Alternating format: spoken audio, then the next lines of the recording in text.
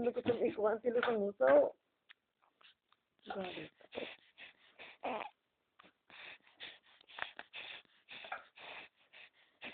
Tinatawag ako si Evelyn.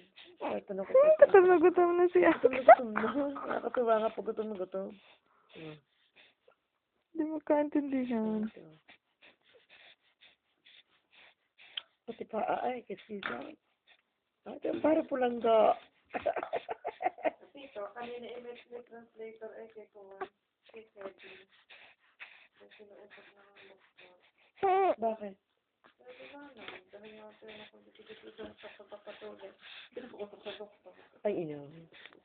Ay, gusto. Ay, oo, gigit-gigit. Patay. Kasi may translator pa. Ay, sakit. Ay, Torito. Naman. Oo. Ay, baka hindi maintindihan eh.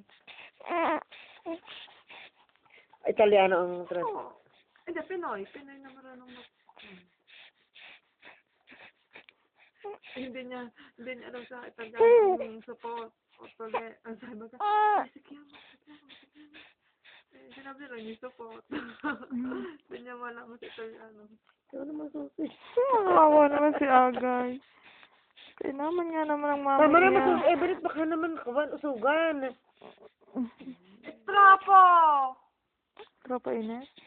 Ay, inang naman. Ang tatang ito, oh. Wow, sa akin ang bituka ng bata. Kaya ang ina niya. Ito naman kayo. Aray ko. Parang. Dumi ng kamay mo. Okay. Yan, umagak na.